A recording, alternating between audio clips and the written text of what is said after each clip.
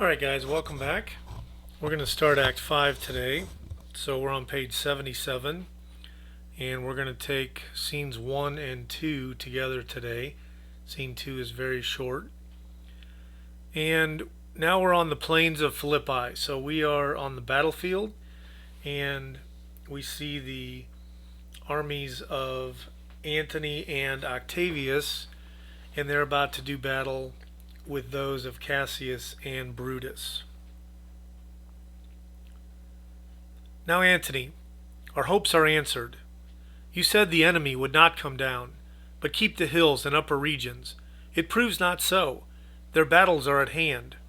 They mean to warn us at Philippi here, answering before we do demand of them. Tut, I am in their bosoms, and I know wherefore they do it. They could be content to visit other places, and come down with fearful bravery, thinking by this face to fasten in our thoughts that they have courage, but 'tis not so. Prepare you, generals. The enemy comes on in gallant show, their bloody sign of battle is hung out, and something to be done immediately.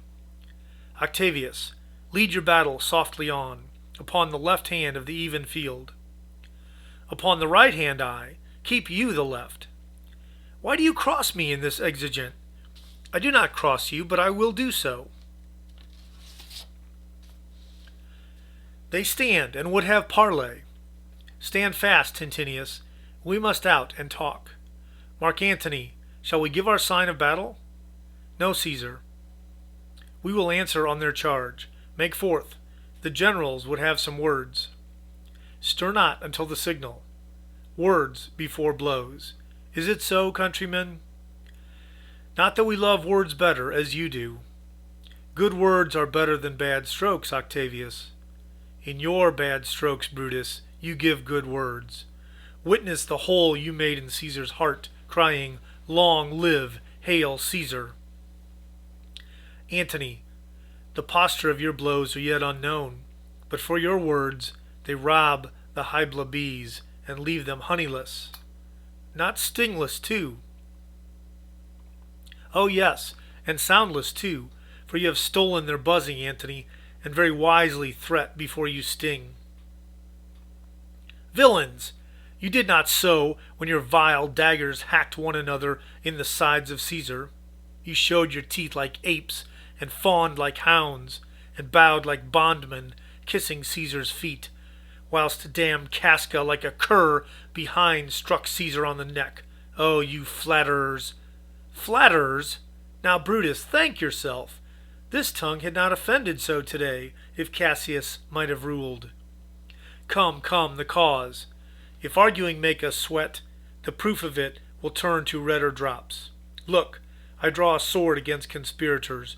When think you that the sword goes up again? Never, till Caesar's 33 wounds be well avenged, or till another Caesar have added slaughter to the swords of traitors. Caesar, you canst not die by traitors' hands, unless you bringst them with thee. So I hope I was not born to die on Brutus' sword. Oh, if you wert the noblest of your strain, young man, you could not die more honorable. A peevish schoolboy, worthless of such an honor, joined with a masker and a reveller. Hold Cassius still. Come, Antony, away. Defiance, traitors, hurl we in your teeth. If you dare fight today, come to the field. If not, when you have stomachs, why now, blow and swell billow, swim bark. The storm is up, and all is on the hazard. Ho, Lucilius, hark, a word with you. My lord? Messala, what says my general? Messala, this is my birthday, as this very day was Cassius born. Give me your hand, Messala. Be you my witness that against my will, as Pompey was, am I compelled to set upon one battle all our liberties. You know that I held Epicurus strong, and his opinion. Now I change my mind, and partly credit things that do presage. Coming from Sardis, on our former ensign, 2 mighty eagles fell, and there they perched, gorging and feeding from our soldiers' hands, who on Philippi here consorted us. This morning are they fled away and gone, and in their steads do ravens, crows, and kites fly o'er our heads and downward look on us, as we were sickly prey. Their shadows seem a canopy most fatal, under which our army lies, ready to give up the ghost.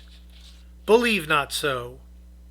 I but believe it partly, for I am fresh of spirit and resolved to meet all perils very constantly. Even so, Lucilius.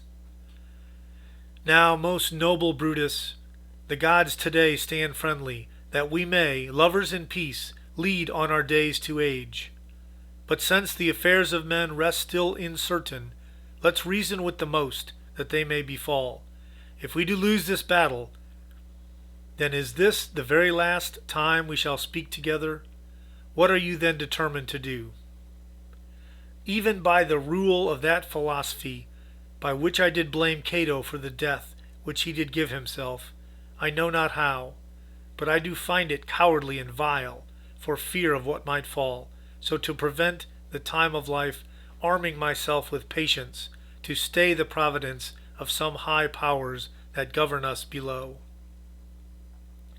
Then if we lose this battle, you are contented to be led in triumph through the streets of Rome? No, Cassius, no. Think not, you noble Roman, that ever Brutus will go bound to Rome. He bears too great a mind. But this same day must end that work that Ides of March began. And whether we shall meet again, I know not. Therefore our everlasting farewell take.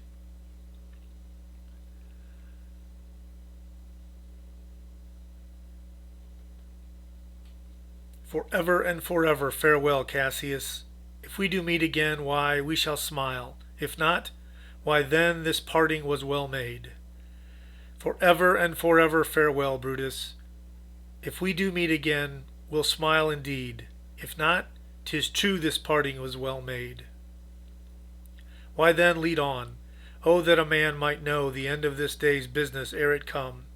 But it sufficeth that the day will end, and then the end is known. Come, ho, away.